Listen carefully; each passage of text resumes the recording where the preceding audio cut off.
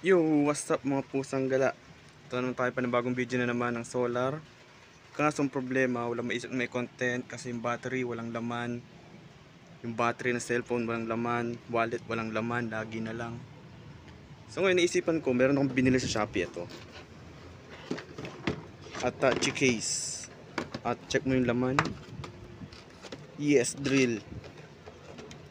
Kinaganda na itong drill na to. Long D ang brand. Hindi ko alam kung ano ibig sabihin nun. Oh shit. Kita niyo yung outlet. So USB siya. Dito. Kapay ng kable. Saan pwede siyang i-charge.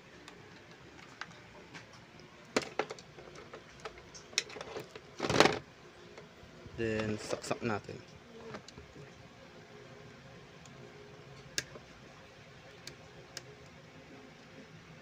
Baliktad pala ako. Yan. Then ito. Punta sa USB ng solar. Boom! Cha-charge na siya. Ito niya kulay pula. Sabihin ng pula nagcha-charge na. So pwede nang gamitin. Pero sabi sa instruction wag daw siyang gamitin kapag naka-charge kasi masira yung battery. So showcase ko muna sa kung ano mga pwede natin gamitin dito. Testing natin. So sa loob ng box na to, marami siyang laman. Ito yung drill. Lumalit lang talaga siya. Hand size. Kasing laki lang ng kamay. Tapos pwede siyang paikutin. Tama.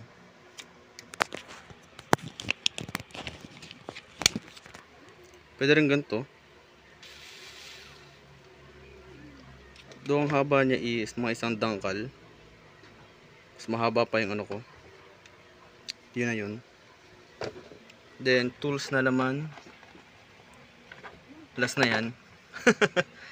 Then meron ditong extender. Then ito yung mga drill pambutas.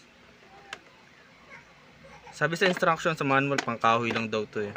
Hindi niya kayang bakal kasi ang capacity, ang voltage nito 6 volts lang. Kaya pwede mo siyang i-charge pa USB sa solar natin. Then mga screwdriver. Ito yung matibay, mas matigas. Kasi nung tinesting ko itong mga maliliit dito, napupudpud. So marupok lang siya. Parang ikaw, Diyos. Then ito rin. Kita nyo pudpud yung dulo. Kasi nung trinay ko siya sa pag-i-screw, kapag matigas yung kahoy, hindi niya kinakaya. So medyo nadadamage yung dulo ng ano, yung nguso. Pero nung ito yung trinay ko, ito yung matibay.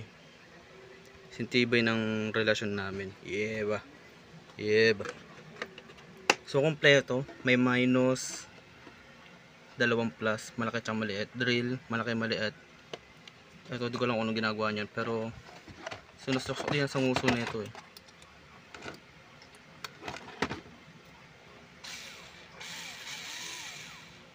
Siguro dyan ilalagay itong mga to para mas mahaba. Pero di ko lang kung anong purpose. Then screw, kita mo ang dami oh. Iba't ibang size, iba't ibang shapes. Nakakatawa. Meron din ganito. Ang purpose nito, tingin ko, I assume, sa mga ganito.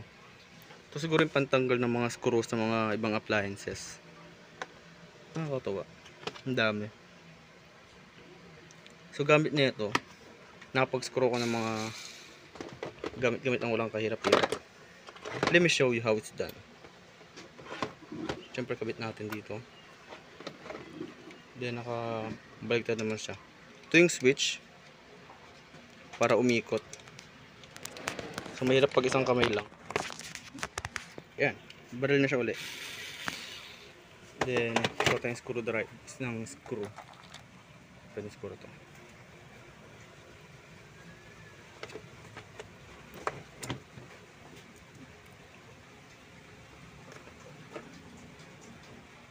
Nakabalanse lang yan, di man talaga yung magnet. Then tutok natin somewhere. Then konting diin.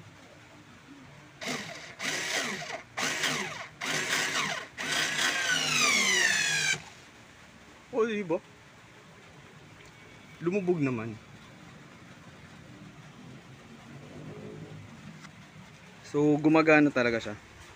So, dagdag project tayo na ito dahil sa drill na to. Ang brand is Long D or Liang D. Hindi ko lang banggit yung bahala na. Nakakatawa. So, gamitin ko to pang gawa ng mga ano dito, cabinet, para marami tayong patungan. So, ilang muna. Then, check nyo yung ibang video kung paano ginagamit to. Yun lang.